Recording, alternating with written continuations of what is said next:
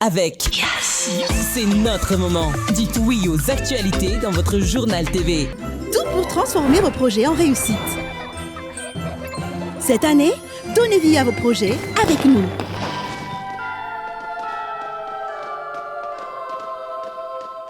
Manolotra ny vaovao. Global Simon no ambadika ireo nofinofy, ireo rindrina voatsangana ary ireo fotodrafitrasa sy ny lalana rehetra. Global Simon, ho mafiorina no avy. Manolotra ny vaovao.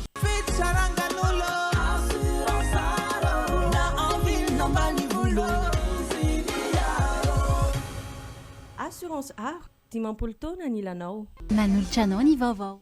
Salama tompoko, tonga soe tamin'ny Pegasus e. Zahay dia mamokatra kidoro vita avy amin'ny mosy. Tena mateza, vainja fiafy. Manolotra ny vaovao.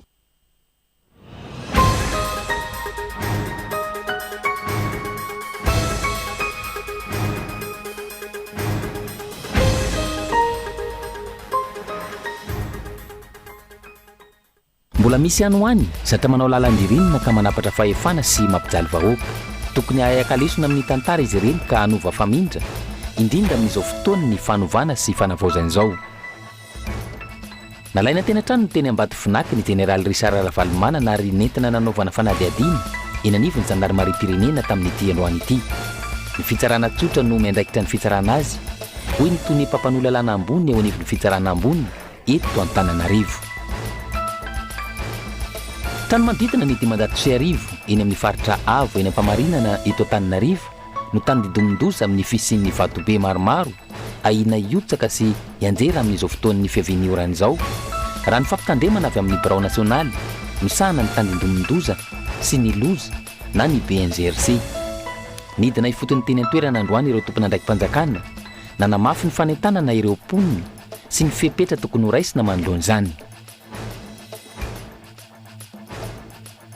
Fomba fanao fahiny rehefa tonotaona ny fanolorana vody akoho ho an'ny ray aman-dreny sy ny fanomezana fenankoho ho an'ny zanaka. Ankehitriny, mbola voatazony izany na misy azy ireo manolo azy ho vola na endrika fanomezana hafa, saingy mitoetra hatrany ny hevitra finosiny dia ny fifanomezan-kasina sy ny firaritsoa. Any ivelany, 3 herinandro ny isin'ny fifandonana ny fanaraka ny ampitsahatra ny ady eo amin'ny 2 tonta nanomboka androany Thaïlande sy Cambodge raha ny fanambarana miaraka ny rahan'izy ireo. Samy nanaiky ny iverenan'ireo sivily monina any amin'ireo toerana voakasiky ny fifandonana ny andaniny sy ny ankilany ka ponina manodidina ny ray tapitrisa eo no afaka miverina mody amin'ny toerana misy azy avy amin'izao fotoana. Ny andinindin'ireo avy hatrany ary.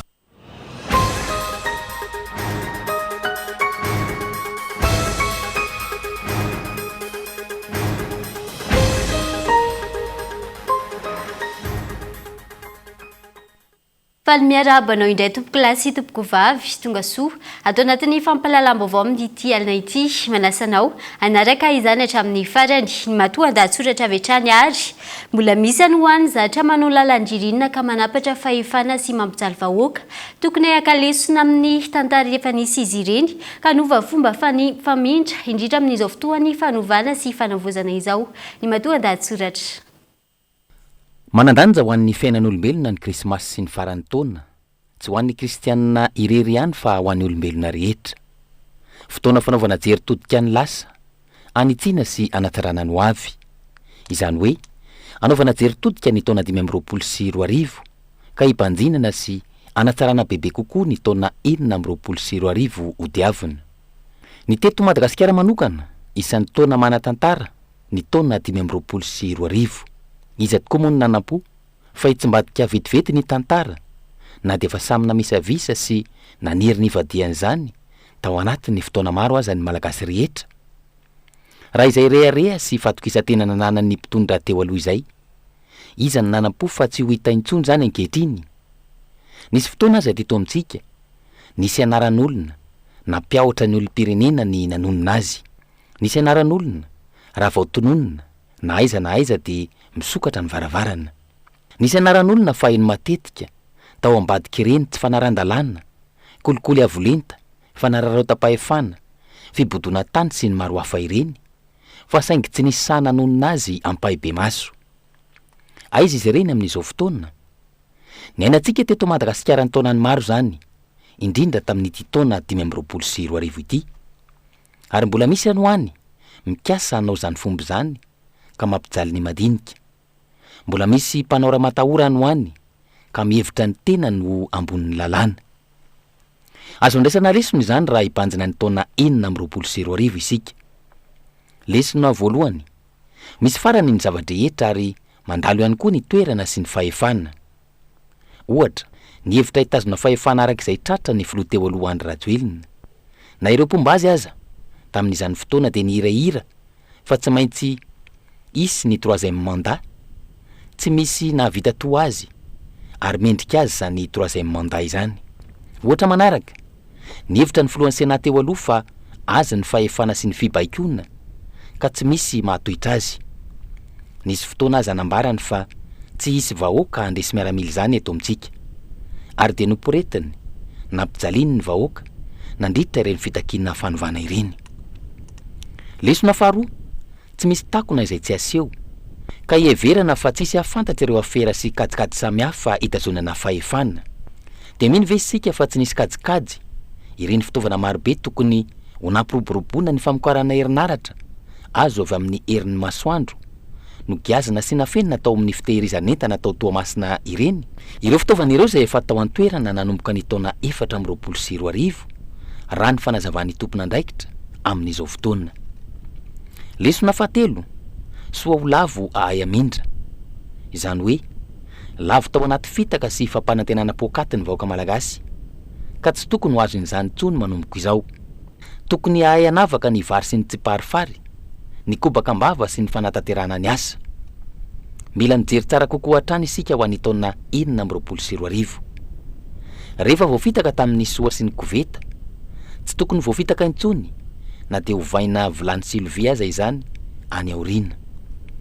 Rehefa nambakaina noho ny tsy fahaizana, tokony hiezaka sy hilofo hianatra, ampitombo fahaizana sy fari-pahalalana.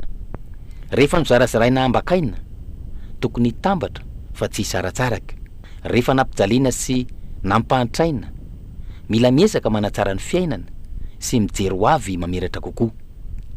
Fomba fijery miabo tokony hananany isam-batan'olona ho an'ny taona 2024 izany, ny tsoahina avy amin'ny fanaovana jeritodika ny taona 2024 sy ireo taona hafa rehetra teo aloha. Voakasika izany ny sehatra rehetra fa tsy ny sehatry ny politika sy ny fitantanana raha-panjakana fotsiny ihany. Fanalaina teny an-trano teny Ambatovinaky ny Jeneraly Richard Ravalomanana ary nentina nanovana fanadihadiana teny anivon'ny Zandarimariam-pirenena ny atoandro teo. Ny fitsarana tsotra no miandraikitra ny fitsarana azy ho ny papan'olona lalàna ambony eo anivo ny fitsarana ambony eto Antananarivo. Rina fitiavana no mitatitra ny Antsiprian'izay. Tsy nisy fampiasan-kery fananaja ny lalàna ny fakana sy fanadihadiana any Jeneraly Richard Ravalomanana androany maraina. Any minisitry ny fitsarana niaraka tamin'ny mpitandro ny filaminana no tonga nagasy teny an-tranony tokony ho tamin'ny folora sasany teo ary nentina nanaovana fanadihadiana eo anivon'ny Zandarimariam-pirenena taorian'izay. Isan'ny vezatra anenjehana ity filohany antenimeran-olona teo aloha ity ny herisetra sy von'olona nitranga tamin'ny tolom-bahoaka farany teo iny. Raha ny fanazavany tony papan'olona lalàna ambony eo anivon'ny fitsarana ambony eto Antananarivo. Ditantsika moa ny zavatra anseho fa nandray toerana tokony tsy ho azy ny filohan'ny antenimeran-olona teo aloha zany dia ny Jeneraly Richard Ravalomanana. Izay atao hoe fitsapahana zay raha tika amin'ny fiteny vahiny dia hoe usurpation de fonction. Dia hitantsika fa tsy ao anatiny andraikitra filohan'ny antenimeran-olona anazy zany. Tamin'ireny zavatra ireny moa hitantsika fa nisy ny naratra mafy ary nisy koa ny faty olona ary dia be dia be ny fitarainana zany zay tonga na teto anivon'ny fitsarana na teny anivon'ny ministera ny fitsaranana dia eo ihany koa ny fitarainan'ny vahoaka amin'ireny zavatra ireny dia tsy maintsy andraisana fepetra zany. Dia izay indrindra no antony andraisan'ny fitsarana fepetra zany amin'ny hanaovana fanadihadiana reny tranga mamonena reny. tsy amin'ny mahafilohan'ny andrim-panjakana teo aloha azy no anenjehana azy amin'n'ity raray ity fa fandikana tsy ao anatin'ny asany lehibe ny andrim-panjakana ny fitsarana ambony to Antananarivo araka izany no mandray an-tanana ny fanenjehana sy fitsarana azy. Ny akapobeny moa zany ny zavatra tena hoe nanaovany satria moa zany le tonga ny ordre de poursuite dia nalefa aty amin'ny fampanoavana dia fampanoavana indray no nandefana azy tany amin'ny FIGN dia ny FIGN zany no nomena baiko zany mba hisambotra sy hanao ny fanadihadiana mahakasika indrindra ireny trangan-javatra ireny dia eo ihany koa zany moa mety fisian'ny zay naovana fanadihadiana ihany koa ny atteinte à la sûreté de l'État zany dia eo ihany koa ny incitation à la haine raha vao tsy anatin'ny asa zany le izy dia andraikitry ny fitsarana ataontsika hoe droit commun filazana azy zany fitsarana tsotra zany no miandraikitra ny fanenjehana anazy dia izay lafin-javatra izay indrindra no antony zany nampiarina amin'ny andriamatoa Richard Ravalomanana izay filohan'ny antenimera olona teo aloha. Anaovana fanadihadiana mandritry ny 27 ora eo anivon'ny gendarmerie ny général Richard Ravalomanana amin'izao fotoana mety hitatra nefa zany arakaraka ny fitoriana azy raha ny fanazavana. Ny lafiny tsotra zany izy ataontsika hoe le droit commun zany dia 27 ora zany nanaovana fanadihadiana. Kanefa ihany koa mety akasika zany ny indrindrandrindra ny atteinte à la sûreté de l'État izy io dia mety ahafitra zany ny fotoana sa araka ny voalazany lalàna ihany no anatanterahana zany. Io moa zany ny fanadihadiana no atao satria maro betsaka araka ny voalazako teo ny anaovana fanadihadiana aminazy zany tsy aivina nampanatsoana teny amin'ny tobiny gendarmerie raha tsy mandrava ny général Richard Ravalomanana ny 24 Desambra lasa teo saingy tsy nipotra teny ny tenany ary izao nalaina hanaovana fanadihadiana-jao nanamafy ny fitsarana fa tsy misy ny tsindry politika izao fanenjehana ny général Ravalomanana Richard izao ary mahaleo tena ny fitsarana sy nolazaina mazava ny tobiny zandary hitazomana azy hatreto ho fiarovana ny fanadihadiana sy ny hainy ho ny fanazavana trany andrasana ny toy ny raharaha izay isany arahany mpanara-baovao akaiky amin'izao fotoana. Fa voamarina ny fisian'ireo fitaovana sy kojakoja maro samihafa fampiasa amin'ny fananganana tetikasa momba ny angovo azo avy amin'ny herin'ny masoandro ny jirama izay nafenina tao amina toerana fitahirizana entana vondrona Sodiaty tao Tanandava nanomboka ny taona 2024 Erinao Razafimanana Koltoamasina.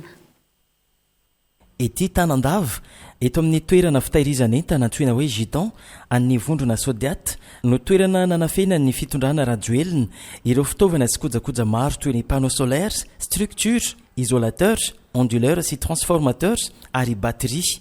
Tokony ho nampiroboroboana ny famokarana herinaratra azo avy amin'ny herin'ny masoandro ireo fitaovana ireo saingy nafenina tato nanomboka ny taona 2024 raha ny fanazavana nentin'ny ministry ny angovo sy ny akoranafo. Herinandro lasa izay nahazo information mahakasika ny fisian'ity entrepôt ty hoe misy entany jirama izay mahakasiny aina anatina entrepôt na société privée ary ny tompon'le société moa zany dia manana olana ihany koa amin'ny fitsarana.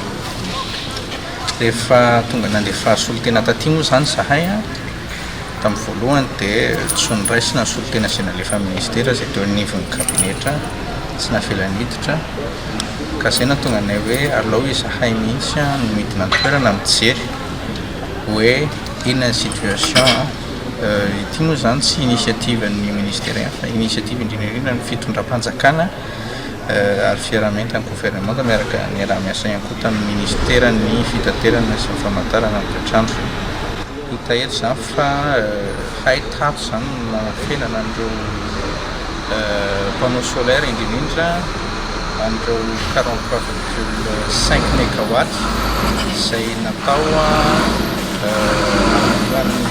Madagasikara ray manontolo misy zao amin'ny Betroka, misy any Andilamena, any Ambatondrazaka manafatotra maro zany izay efa zahay teo anivon'ny ministera mitady zany hoe ahoana ny anatanterahana an'izy haika le entana efa taty ihany ka arak'izao hitanareo izao tato ihany koa no nahitana hoe hay isika efa manana entina fana manao sous-station ray ho an'Antananarivo izay tena efa saturé tokoa zany ny ankabeazan'ny sous-station eny tahatra ihany koa zany nahafantarana hoe manana an'ireo matériel d'isolation tsika ahafahana misoka ny délestage vokatra tsy fiasian'ireo matériel d'isolation ireo zany iroso amin'ny fanisana sy ny fampitahana ny atota taratasy momba ireto fitaovana ireto ny ministera tompona andraikitra ary isy fepetra ho raisina amantarana ny lalana izay efa nizorany ny ampahany betsaka tamin'ireto entana ireto raha ny fanazavana hatrany fepetra ho raisina aloha tonga dia ho afainganina aloha zany fametana an'ireo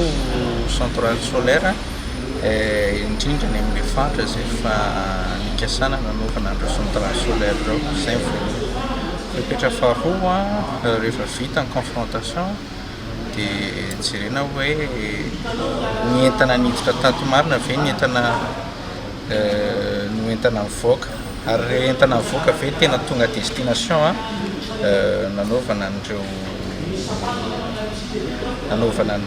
ina moa izy te le centrale reo tokoa ve sa hoe nandeha tamin'ny toerakafa raha sanatrika nandeha tamin'ny toerakafa l izy dia zay tompona andraikitra amin'ny fanandrika amin'izay zany dia tsy maintsy andraisana fanapahan-kevitra tri araka ny teny teo hoe nitanjotsika dia ny anome mangararo ao avoaka malagasy magazay miisa valo no fantatra fa misy ireto fitaovan-jirama ireto eto amin'ny fitahirizan'entany ny vondrona sodiaty eto tanandava ity rehefa natao ny fanamarinana ny loharano-baovao tazana teny atoerana ny tompona andraikitry ny vondrona sodiaty nandritra ny fotoana nanokafana sy ny jirana tao anatin'ny magazay omaly atoandro trano manodidina ny 500 eny amin'ny fatra avo eny ampamarinana eto Antananarivo no tandindomindoza mety ho fiotsahana vato-be amantonana maromaro izay nahiotsaka sy anjera amin'izao fotoan'ny fiavian'ny orana izao ny teo anivon'ny BNGRC nidina ifotony teny an-toerana androany ireo tompony andraiki-panjakana nanamafy ny fanentanana ireo mponina sy ny fepetra manoloana ny loza mety hitranga rina fitiavana vato-be misy 20 milanja amantonana maromaro eny amin'ny manodidina ny ampamarinana no mitritra amin'izao fotoana ka atahorana hiotsaka na hianjera ireo vato-be ireo raha ny fampafantarana nataony BNGRC nanamafy ny sefokotanam-pahamarinana nandritra ny fanadihadiana teny an-toerana androany fa misy tritra sy fiatana ireo vato mikampana amin'ny namany araka ny hitantsika moa zany zao zao vato iarahantsika mahita zao tsika moa tsy dia mahay lafiny teknika fa zareo amin'ny BNGRC ny tena mahita ny lafiny teknika fa raha mandinika zany tsika le vato efa manomboka miataka tsikelikely amin'ny namany dia le ohatrao zany ny atahorana tsika tsy sanatria maniry loza fa aleony tsara fimanana toy izay ny tapony loza misy elalenana mihitsy le satria rehefa mandinika ny vato io tsika zao efa misy karazana ohatrany tro kely na manelanelana vato sy le tena vato be atahorana mihitsy io anatin'ny tena atahorana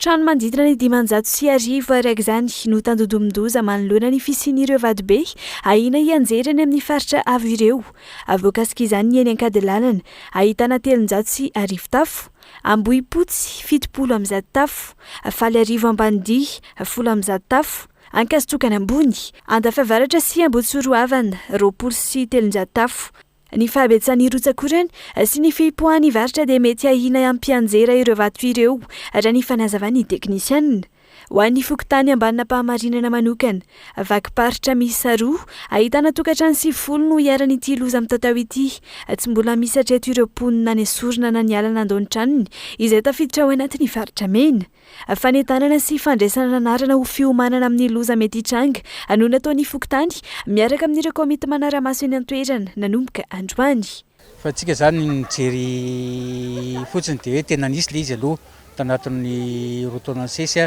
2018-2019 dia tsika zany tsy mahafantatra hoe na tena lafin'ny teknika fa raha mifahafantarana azy zany dia ohatrany hoe misy fissure zany amin'ireo vato ireo dia misy koa le vesatra zava-maniry amponiny dia zay zany miteraka le fiotsahan'ny vato sy ny tany zany dia misy foana ety aminay fa tanatin'ny toke tanatin'ny 5 taona zay izy tsy namoizana ain'olona aloha zany fa ny teo aloha zany tamin'ny loza teo aloha zay tsy mamofy tamandry fa efa nisy amony loza niatsa taminay tamin'ny 2019 reny zany efa betsaka ny olona niala tety amin'ny faritra tety ambony tety dia reny efa tsy mivena intsony fa mampatsiahy ny olona indray zany zao io satria ho betsaka ny rotsakorana ho betsaka ny zavatra atahorana iotsaka dia mampiomana an'izay ao an'ny olona ty amin'ny faritra amboniray zany zay no tenay zao. Anisan'ny antony iray tsy ialan'ny olona eny amin'ny tranony tsy fahitany trano hipetrahany. Manoloan'izay efa ao anatin'ny fandraisana fepetra ny tompon'andraikitra ka isy ny ivitoerana andraisana tanana ireo mpona voakasika rehefa tsy maintsy hirosoana ny fanalana azy ireo. Indrindra satria izay no dinika ny arahana tamin'ny fivoriana omaly dia ny toerana ametrahana an'ilay olona zany tsy maintsy manomana site zany mba hoe site d'hébergement mba misy ny zoma olombelona rehetrarehetra zany, resaka vivre, resaka fahasalamana sy ny fidiovana. Dia efa ho mpanomanana an'izay zany ny commune Antananarivo amin'izao fotoana izao. Araka ny tapaka tamin'ny fivoriana omaly moa dia efa ao amin'ny gymnase Mahamasina zany no site mety ho andraisana an'ireo olon'ireo raha ohatra tsy maintsy misy izay. Ankoatra ireo komitina namafy ny fanentanana, anidina teny an-toerana manamorona ny faritra avy voakasika ny loza androany, ireo teknisiana avy amin'ny BNDRC nijery ny lafiny ara-teknika tamin'ny alalan'ny fakana sary amin'ny drone. Tsy aivina, efa namoizana 80 ny fianjeran'ny vadobe teny an-toerana tamin'ny taona 2024. Entanina araka izany ny mponina anaty faritra mena, omailo sy anaraka ny toromarika ny tompon'andraikitra hisorohana ny loza mety hitranga ho hiatrany ny fanazavana. Lafim-baovao hafa kosa indray, singa iray ahafana manamarina ny maha-olom-pirenena sy ny fahavenontona ny fananana ny karapanondro-pirenena. Tsy tokony atao ambanin-javatra araka izany izay fananana karapanondro izay, ary tokony hosoloina avy hatrany raha misy ny fahaverezana sy ny fahasimbana. Dia arahantsika ary izay fanadihadiana mikasika izay hoentin'ny Gaeton Andriatsilavo. Ilaina ho an'ny olona 20 taona no miakatra ny fananana karapanondro-pirenena. Ny karapanondro no manome fahafahana manaondra raha maro samihafa toy ny fisoratana anarana amin'ny fifidianana, fanokafana kaonty amin'ny banky, fanatanterahana fifanarahana ara-dalàna samihafa na hividy na hivarotra tany na trano na fiara sy ny sisa. Izany hoe raha tsy misy karapanondro tsy afaka maka volany amin'ny banky, tsy afaka manolo puce na telefônina, tsy afaka manatanteraka araka ny tokony ho izy. Ireo rehetra voatanisa teo aloha ireo ho an'ny akamaroan'ny mponina, indrindra ny eto Antananarivo renivohitra, ajanona ny an-trano ny karapanondro ka rehefa misy ilaina azy vao entina, ohatra amin'izany rehefa andeha alina na hiasa alina na hikarakara ny tota-taratasy ara-panjakana samihafa. Ilaina mihitsy aloha izy rehefa mandeha alina ianao, satria mba hamantarana anao izy zany mba hoe olo-marina ianao zany. Misy ana polisy ary rany tonga dia mandefa anao vao tsisy ianao dia tazominy. Ny olombelona tokony ilaina karapanondro satria vitena amin'izany ny toerana alehanao ny tena fahavoazana mety azo anao eny an-dalana mba halalan'ny mpiara-monina sy ny tena mpanao manam-pahefana ny momba anao. Dia voatery aloha tsy manana karapanondro fa miankina amin'ny tsirairay satria izay navako miankina amin'ny tsirairay misy ny olona na nitondra karapanondro amin'ny dia alehana dia efa manahirana azy. Misy moa tsy manana raha teo dia efa hafa koa zay izy. Raha vao miala amin'ny tokantrano zany dia tokony tena hitondra karapanondro mba herovatena. Zay aloha tena raha ampy manoka an'izay. Amin'ny ankapobeny, mila tandremana, mila arovana tahaka ny mitondra entana sarobidy hafa ny mitondra karapanondro mba tsy ho very na olenan'ny orana na potika na latsaka eny an-dalana sy any anaty taxi be. Ireo mpamily sy mpamily mpanampy amin'ny taxi be izay manamafy fa misy matetika io karapanondro very io. Misy ka, tendrenda misy ao anaty tôbilo maromaro aho ajanona eo anaty tôbilo mataza izay mandeha eo mandrapa mety fotoana vitsivitsy dia latsaka dia indraindray misy raisa voyageur sasany.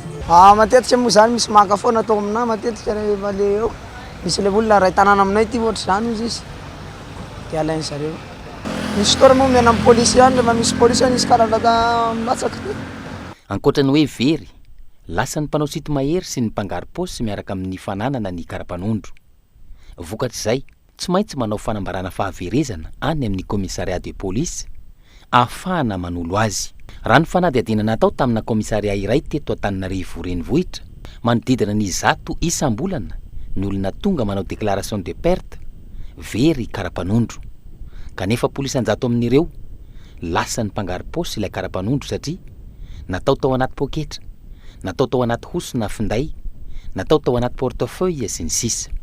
Araka ny fahalaviran'ny toerana sy ny fahavitanana eto taratasy ilaina no mahaelana mahaingana ny fahazona karapanondro vaovao raha misy fahaverezan'izany teo aloha. Sy misy sarotsarotra kely any satria zay raha ny soavina indrindra dia tsy maintsy ihany manao anazy maka résidence ianao aloha.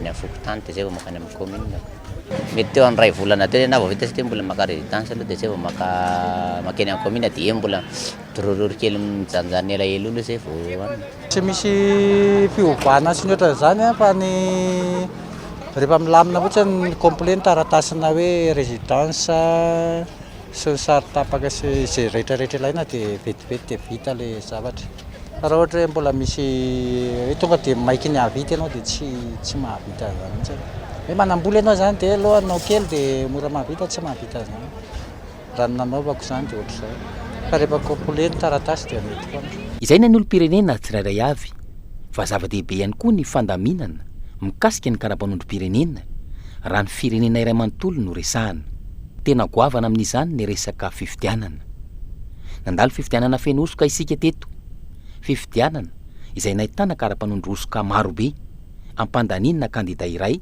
izay tsy safidiny ny vahoaka akory niteraka disadisa politika izany niteraka tsy fankatoavana voka-pifidianana ary niteraka savorivory sy lonilony samihafa teo amin'ny samy malagasy azontsika ataony miroso amin'ny karapanondro biometrika isoroana izany disadisa samihafa izany raha ny fanazavana voaray ka mba isiny ny fifidianana mangarahara ary ekeniny rehetra izay lany eo dia tonga dia ekeniny rehetra dia tonga dia stable amin'ny politika atsika ny atongavana amin'izay dia tokana fotsiny dia ny fanamboarana karapanondro biometrika tsy mila maikitsika fa leo mihitsy karapanondro biometrika ny polisy raha ohatra izy hitady mpangalatra dia tonga dia ditanana ny dedaviny voalohany indrindra satria ny ditanana no inviolable ny dikan'izany raha manao fifidianana antsika ka manao biometrika dia ditanana no vakiny ny appareil dia fantatra na tsy mitondra karapanondro ara le olona dia fantatra hoe ihanina io voaka ny sariny voaka ny anarany ao anaty lisy mpifidianana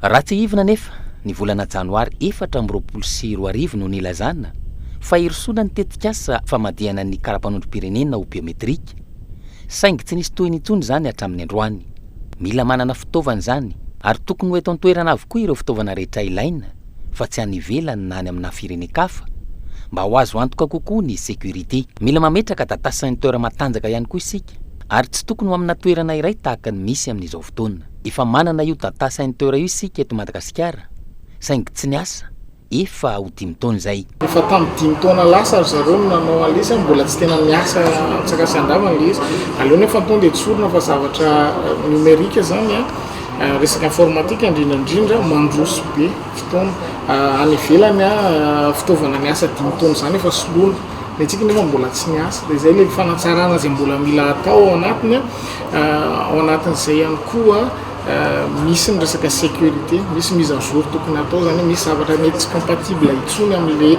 besoin antsika amin'izao dia zay zany mila iasantsika zao ahafahantsika mandroso araka izany mila atsaraina sy avaozina ireo fitaovana ireo ahafahana mandroso any amin'ny fampiasana teknôlôjia amin'ny firenena iray manontolo mila tsaraina ihany koa ny fomba fampiasana sy ny fitehirizana ny karapanondro na ilay mombamomba ny olo-pirenena tsirairay avy eto amintsika isoroana ny osoka sy ny fampiasana osoka mety hitranga arovana toy ny anak'Andriamaso ary tandrovana ny karapanondrom-pirenena fa isento anatin'ny doka fohy vetivety isika mialohany hidirana amin'ny tapany faharoa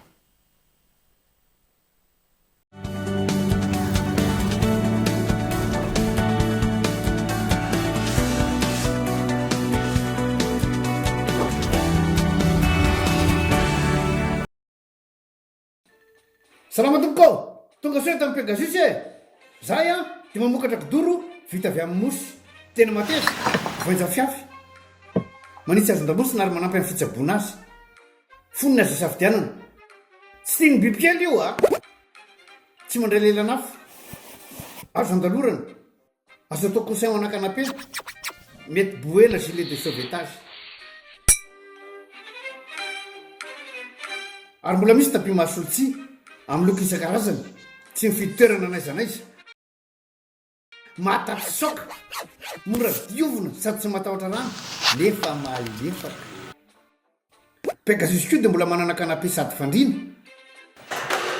ary isolant thermique ilay mampangatsiatsika ny atotrano amin'ny andro mafana sy mihazona ny hafanana amin'ny andro mangatsiaka dia tonga avaraliana fa misy refo izay tiany ny fahatokisana ny tanjona amin'ny asa fanorenana.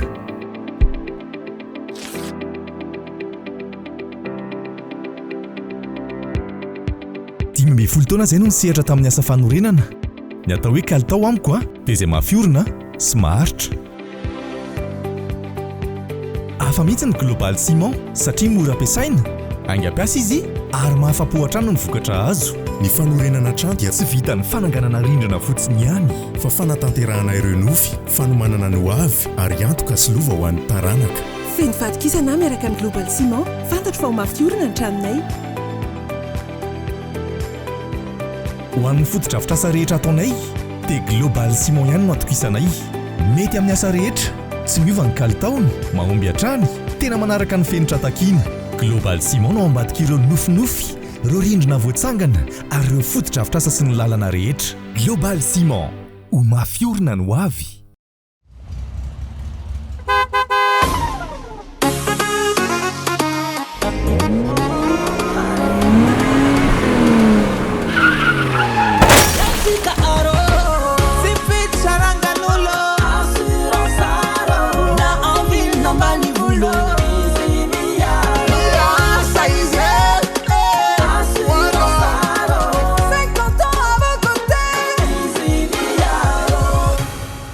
Assurance art, dimampolo taona ny ilanao. Taraiky le mail avec AP, tia tsy izy connexion tia azy. Denise moa tady lova mirany.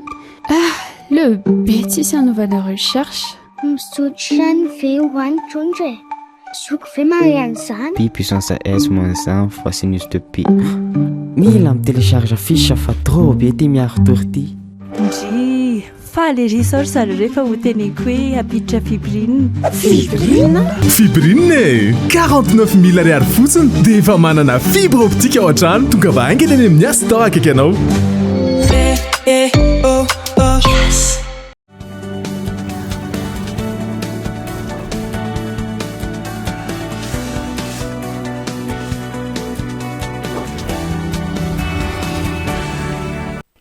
Tapany faharoa sady farany fampalalam-baovao mbola manasanao hatrany anaraka izany hatramin'ny farany.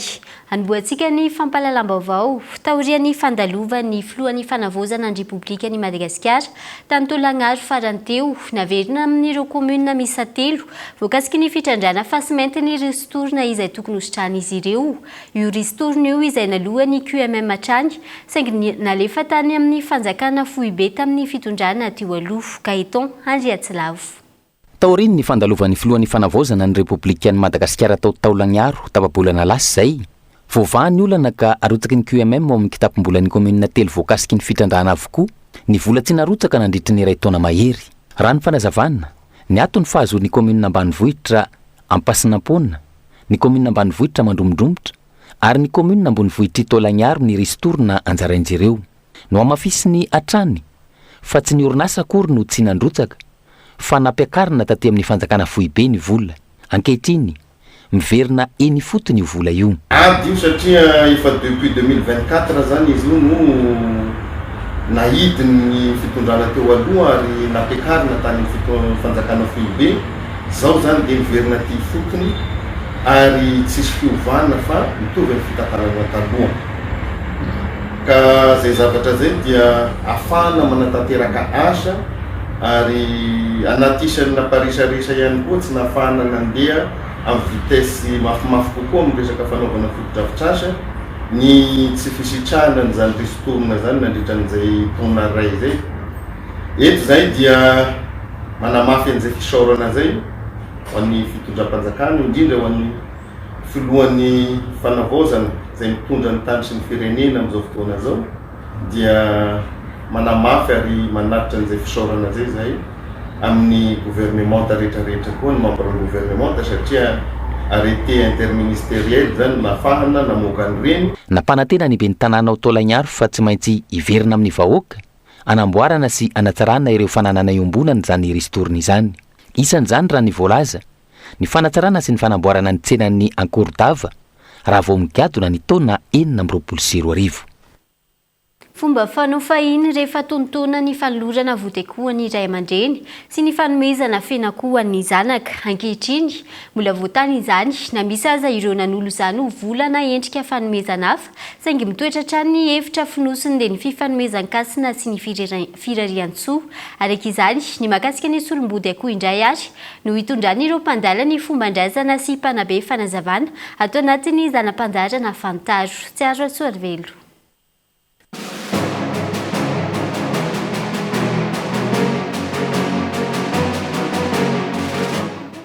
Fomba mainty milaly iray lasitra amin'ny endrim-panajana sy fanomezan-kasina ny vody akoho na solom-body akoho atolotra ny iray aman-dreny rehefa toy ny taona na fianjohan'ny taona. Vody akoho mihitsy izany hoe zava-mananaina no vonoina no natolotra fahiny amin'izao vanim-potoana fanatontsolona izao na solosolom-body akoho izany entina ilazana ny vola na fanomezana hafa omena ny iray aman-dreny. Fahendrena malagasy mifono hevitra manandanja izany ho ny mpanabe sady akademisianina. Amin'ny tonotaona tahaka an'izao hodiavintsika izao izany hoe ny handiavana ny faran'ny taona ary hidirana amin'ny taona vaovao dia fanolorana ny solom-body akoho ho an'ny ray aman-dreny. Mifampitsidika ny mpianakavy ary ny ray aman-dreny moa dia omena tombony manokana amin'ny fitsidiana azy ireo ary fiarabana azy ireo dia fanolorana hasina azy ireo amin'ny alalan'ny solom-body akoho na ny vody akoho amin'ny fomba fahiny.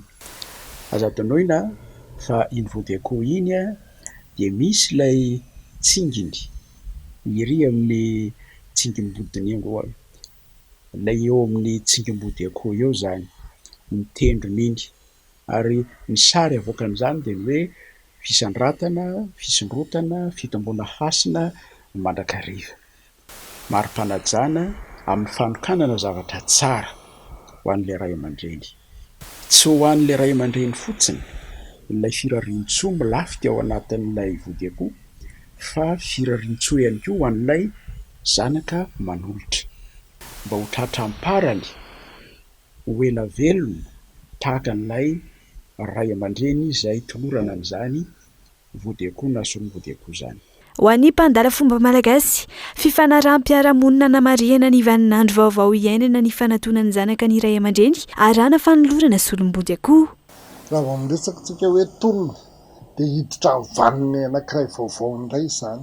Ka rehefa miditra ao anatin'ilay vaniny vaovao izany dia misy fifanaraha-piarahamonina, misy fanisan'andro ny fanaraha-piarahamonina. Io izany ilay napetraky ny Papa Grégoire hoe andaontsika olombelona hanana fanisan'andro anankiray irahana.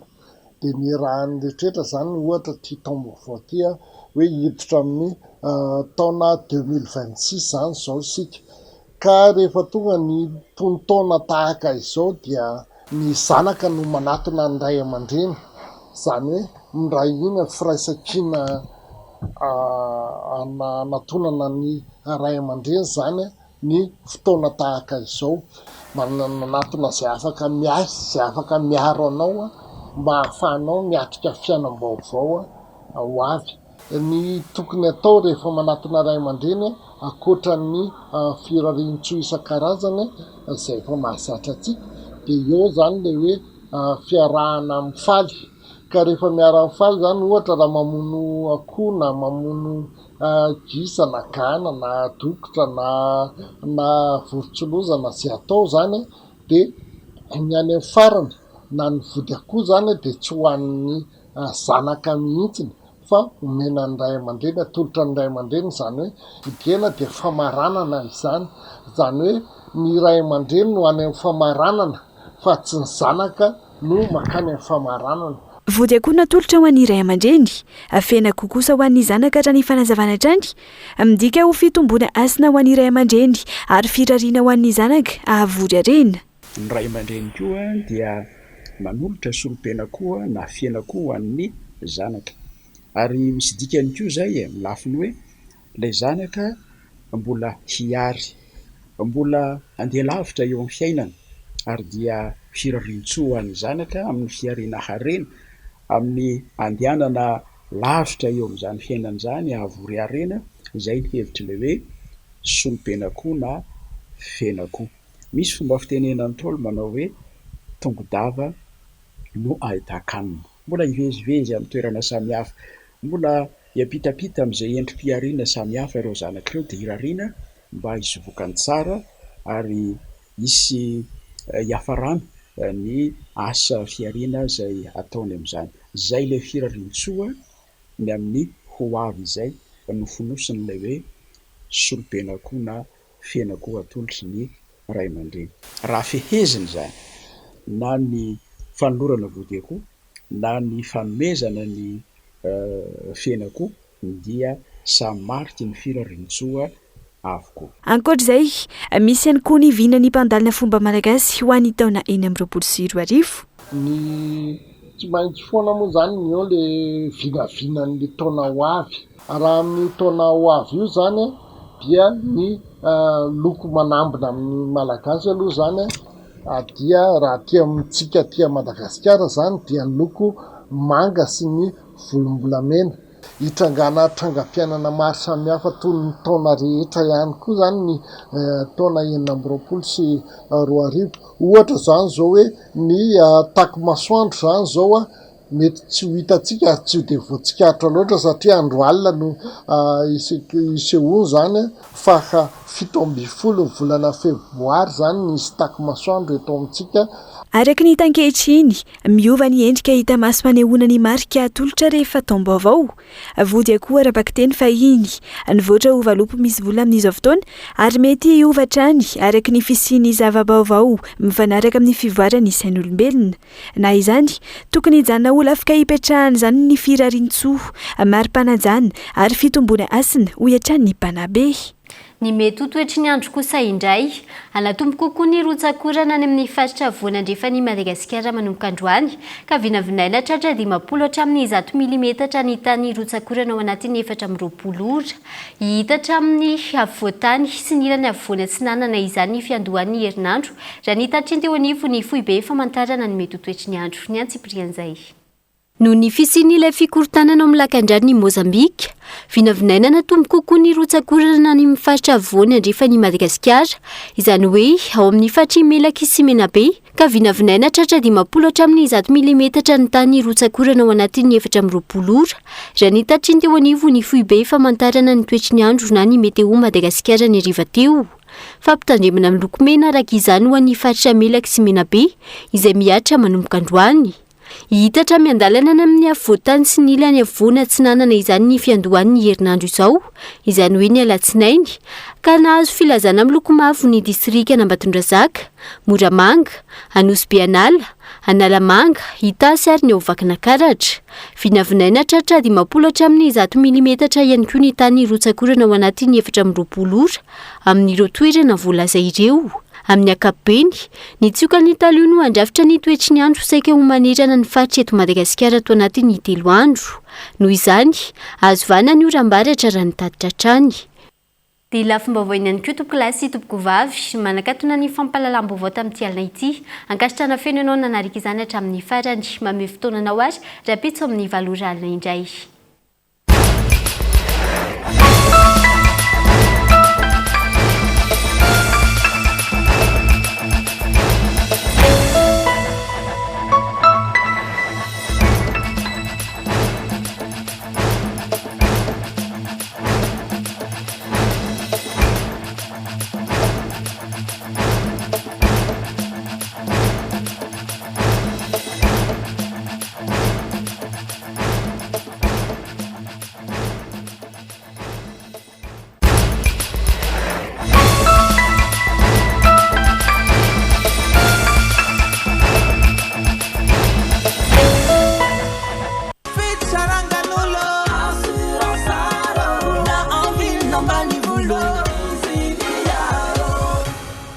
Assurance Art, Dimampolo taona ny ilanao. Vous a présenté Nivava. Tout pour transformer vos projets en réussite. Cette année, donnez vie à vos projets avec nous.